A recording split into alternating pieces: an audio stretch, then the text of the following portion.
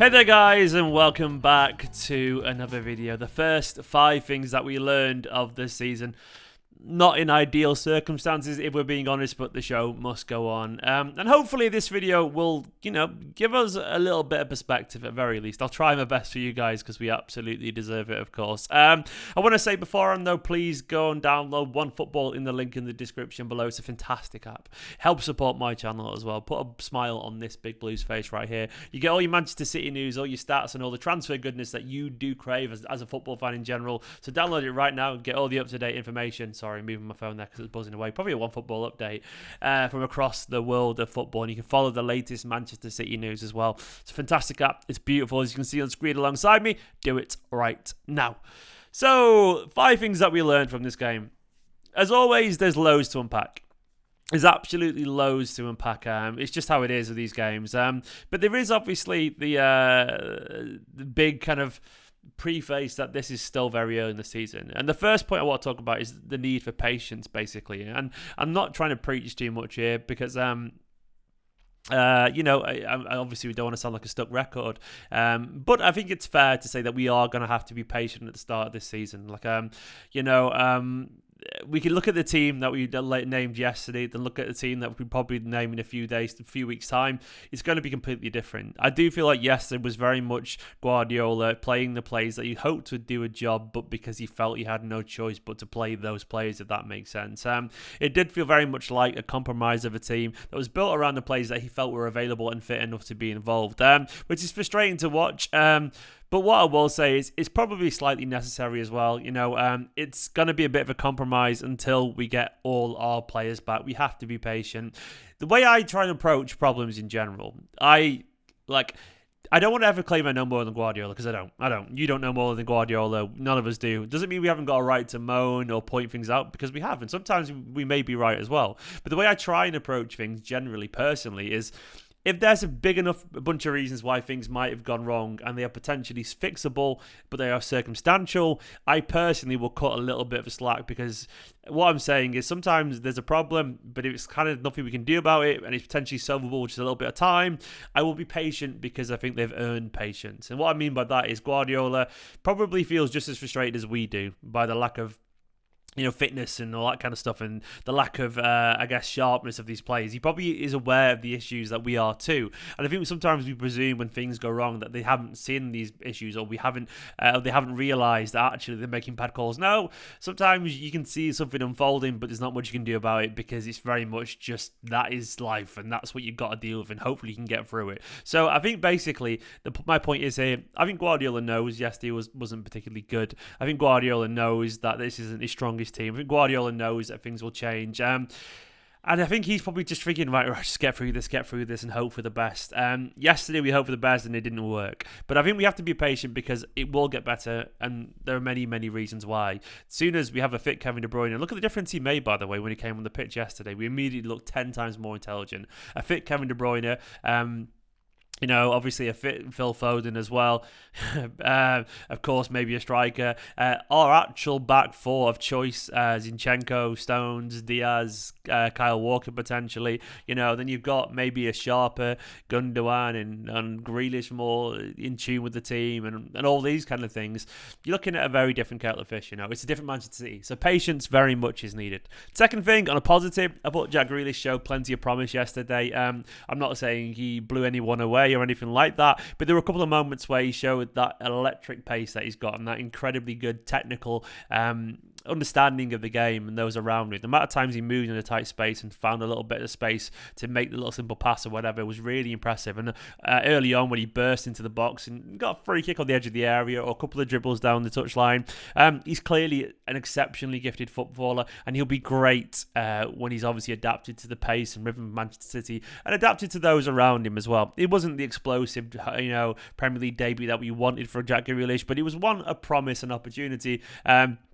And we'll see more, I'm sure. Watch him link up with Phil Foden and Kevin De Bruyne and people like that eventually, and you'll see Jack Grealish really understand what it takes to be a Manchester City player. For now, though, an encouraging, if not, ridiculously, it wasn't the brightest of debuts, but it was definitely an encouraging Premier League debut. The third thing we learned, well, popping my nose there, sorry. Pressure on my ears. Third thing we learned was that, well, the third thing that we learned is nothing really new. Kane, please. My views on this in general is that I'm not the most excited by the Harry Kane transfer, but he obviously is the one we want. And if he's the one we want, I want it done, if that makes sense. Kane is clearly massively going to improve this team. We looked a little bit toothless. There's a couple of times when we whipped a couple of crosses in where you feel like if a 6-foot forward who's good in the air gets anywhere near that, he's probably scoring. But as it is, our players aren't instinctively good at that kind of thing. We do want someone who can be useful in a plan B scenario of becoming cross-Chester City, which we can be. And Kane clearly absolutely transforms us in that aspect.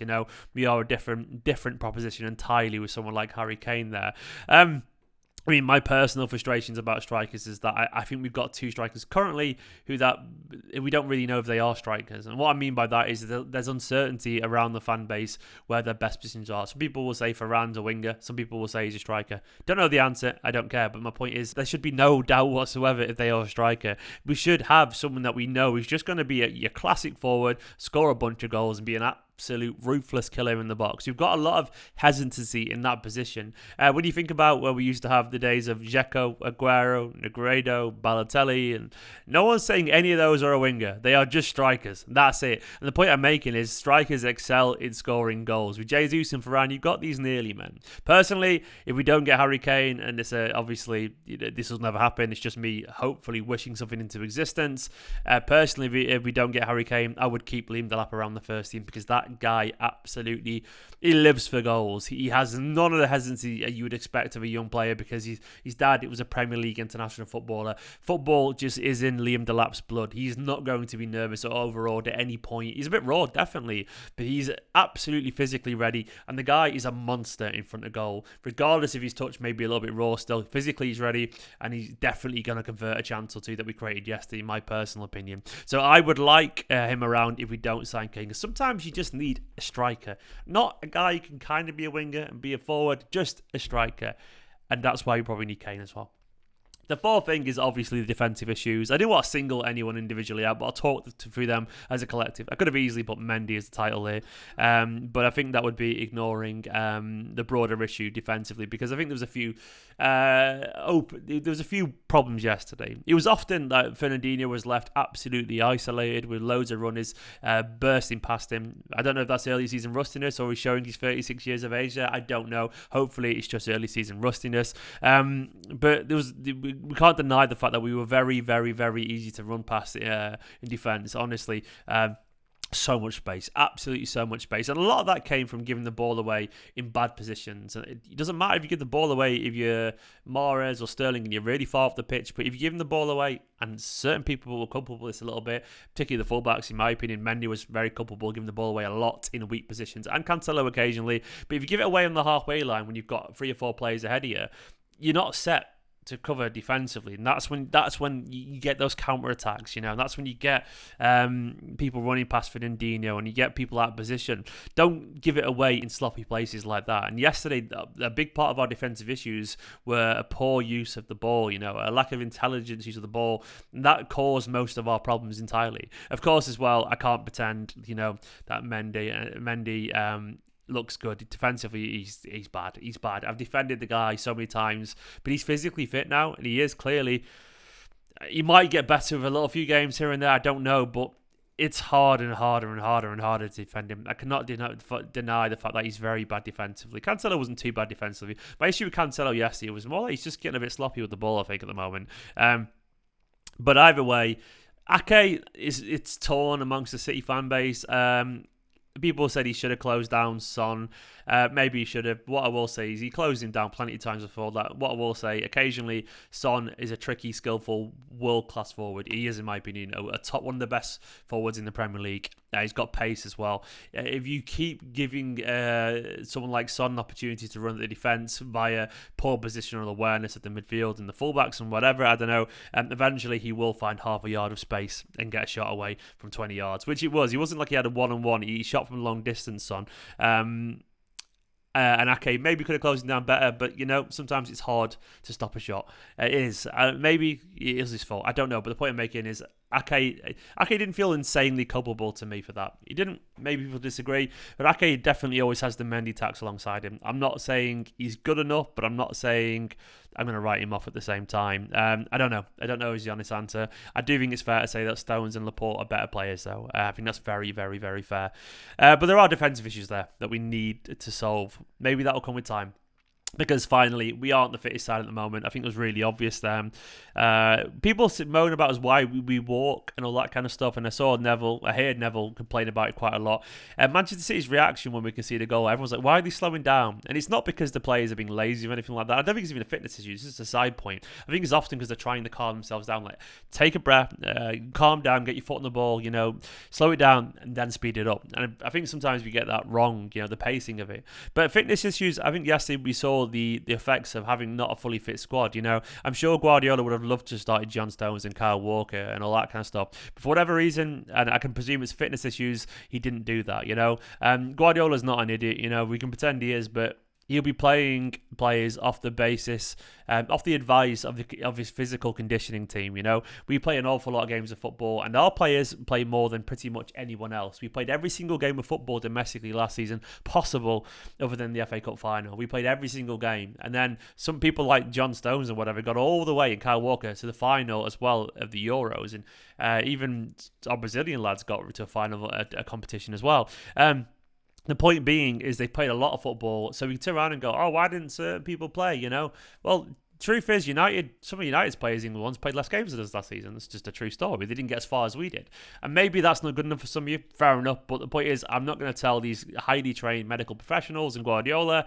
They probably looked at the results and gone, they're not quite ready to play yet. If you can get through this game, maybe next week. We don't have to agree. The point is, I don't see the medical reports and I don't see the training, so I don't know if that's right or not. And I'm not going to complain when there are very obvious reasons why the fitness may not be there for these to play. It's going to be a fitness issue. Once they get back to full fitness, they will be playing. So patience once again, I guess. Thank you for watching this video, guys. Don't forget you can like the video if you want to. Big love to Scott Denemy, my Patreon producer, as well, and all the names currently scrolling down the side of the screen. Patreons, members, Twitch followers, all that kind of stuff. You're all absolutely bloody awesome. Not a good start to the season. But Norwich should hopefully, fingers crossed, be a different story. We'll see. Obviously, the fans back at the Etihad, unfortunately, it won't be there for some other personal reasons. But hopefully it'll be fun. And I'll obviously be doing videos before then. Go check out my match reaction for yesterday. And the Patreon and YouTube second tier members, there'll be a player ratings video up for you very, very soon as well. In a bit. Download OneFootball. Bye-bye.